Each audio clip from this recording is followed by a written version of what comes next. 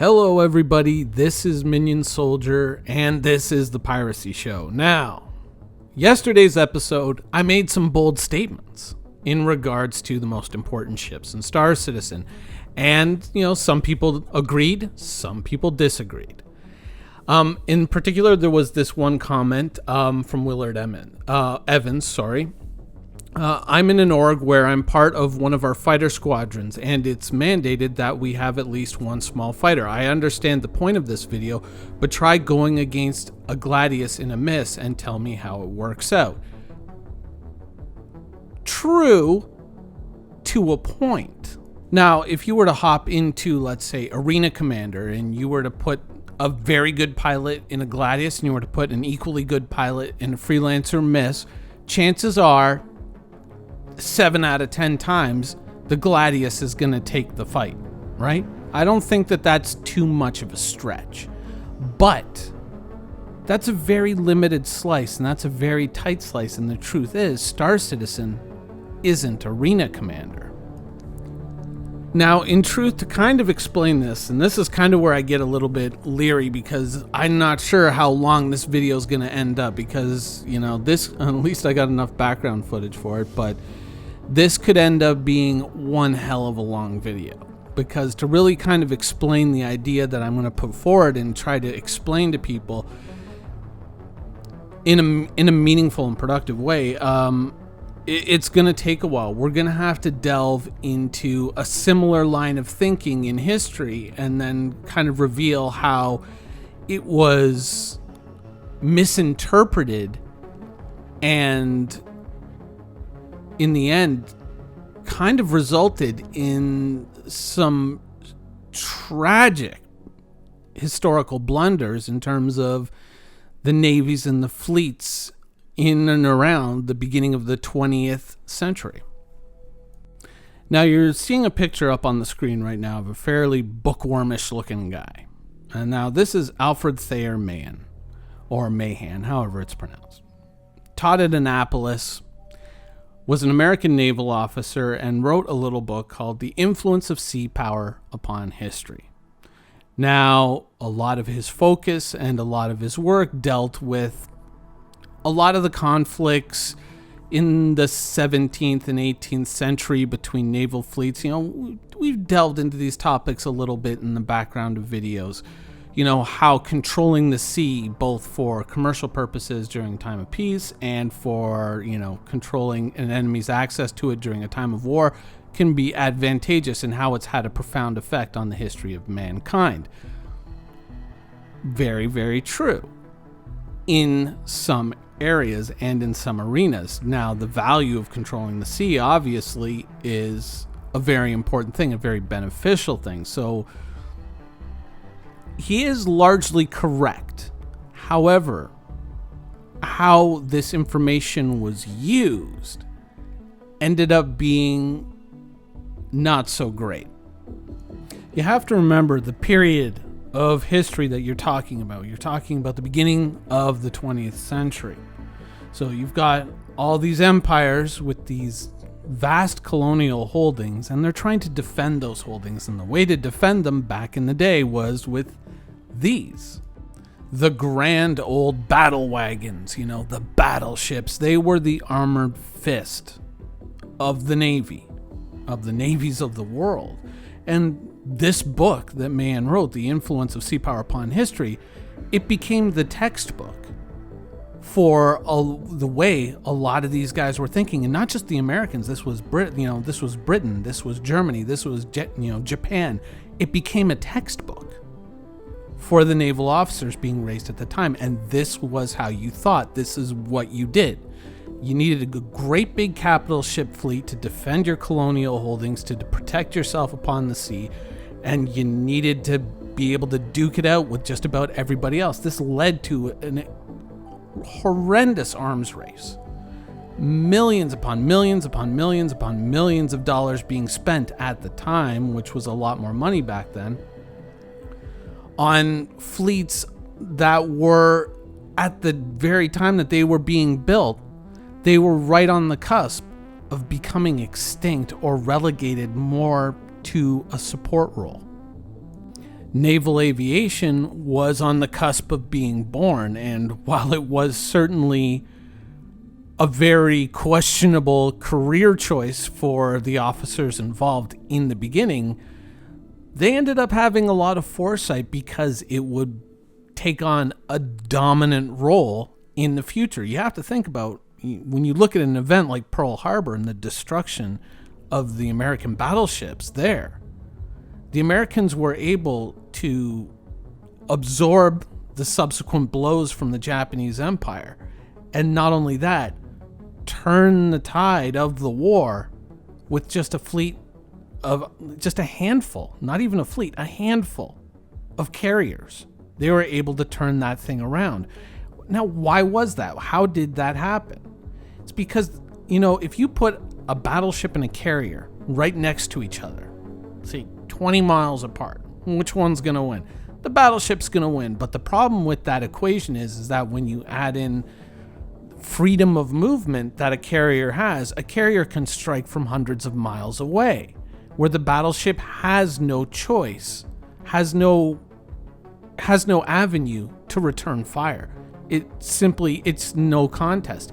It can't get to where the carrier is in order to attack the carrier, but the carrier can attack it whenever it wants to.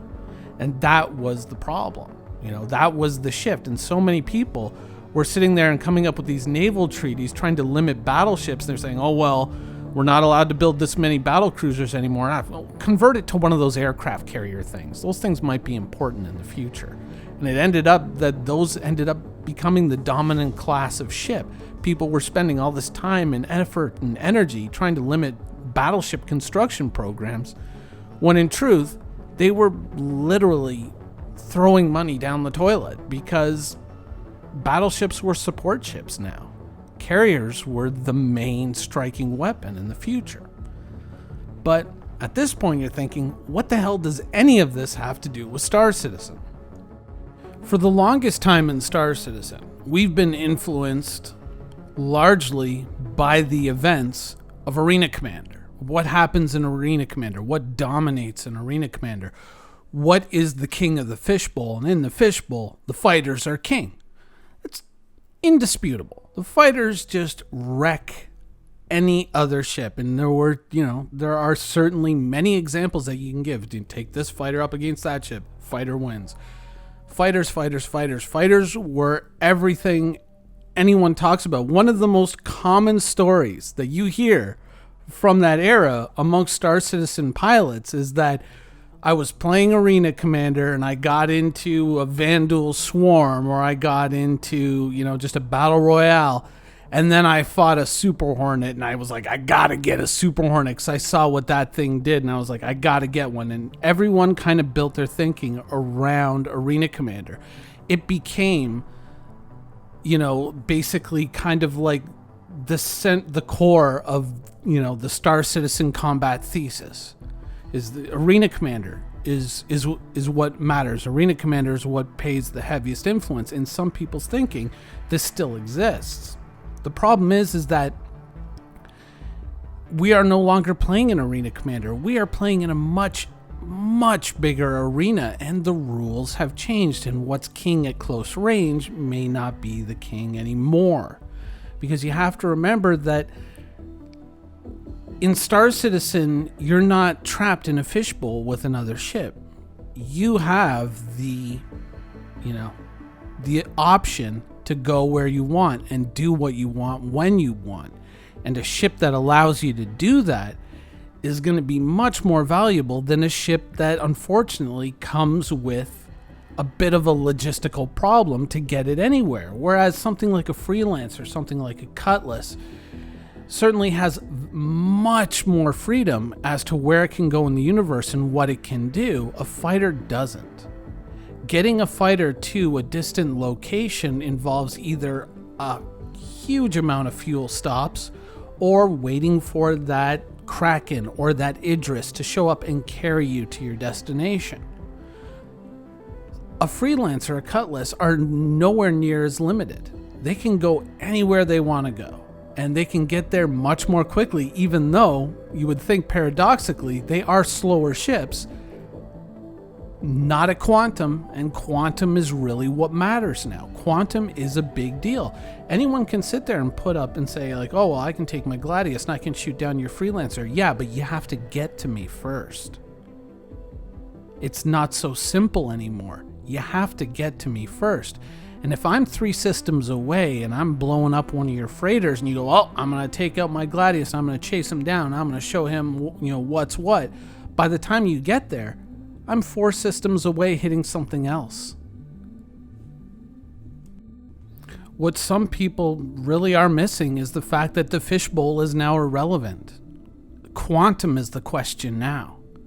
It's how far can you go and how quickly can you get there. An arena commander and its experiences, while it can certainly give you a handle on the basics of dogfighting and all of that, just doesn't really reflect the reality of Star Citizen as a game, because Star Citizen is immeasurably vaster than Arena Commander. Like, the sand is shifting, or has shifted, under people's feet, and unfortunately some people just haven't realized it. Now, the fighter is not completely irrelevant. The fighter is not useless. Defending a fleet, being part of a much larger aggregate force that's going out to take over an objective or something like that. Certainly there is a very strong role for a fighter in protecting that fleet and doing those things, but it is now a support ship. It's no longer, the tip of the spear. If the Redeemer ever gets built, things like the Redeemer, things like the F-8 Lightning, the heavy fighters, the Vanguards, the Cutlasses, the Freelancer Misses, the Corsairs, the Star Runners, like these are the ships now that are the most important. These are the ships that are the most relevant to the entire player experience. Fighters in Star Citizen are a niche. Now, you might think that comparing fighters to battleships is completely disingenuous or just stupid.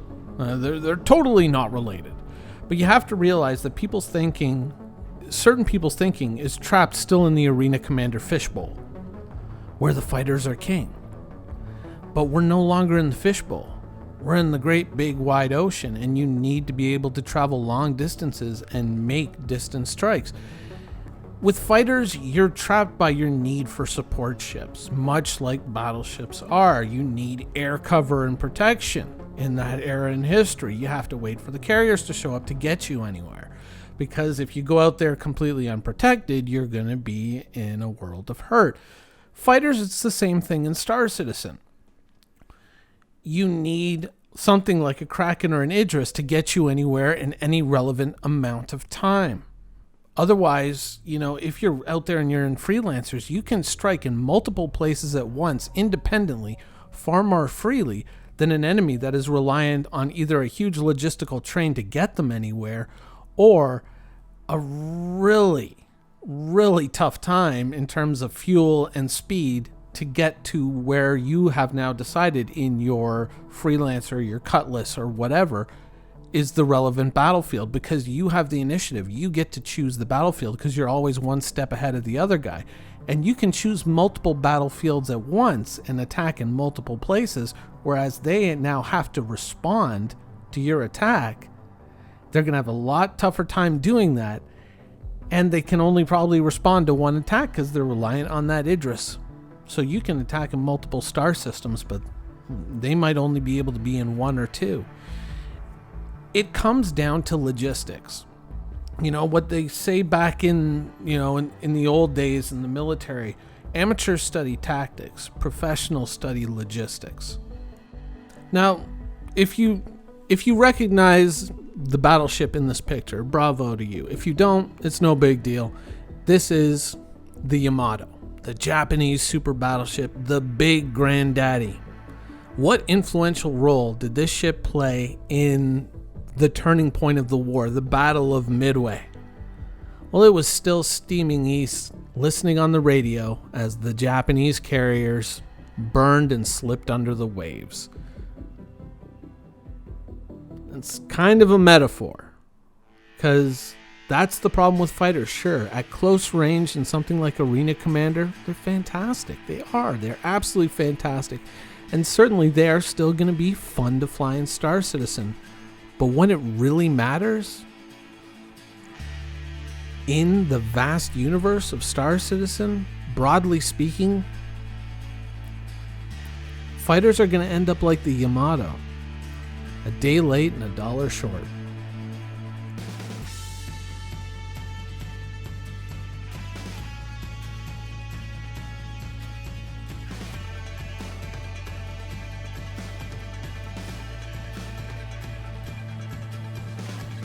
Thank you for watching. So if you want to keep up with the latest and greatest in Star Citizen and Squadron 42's development, please follow us on our social media channels. See you soon.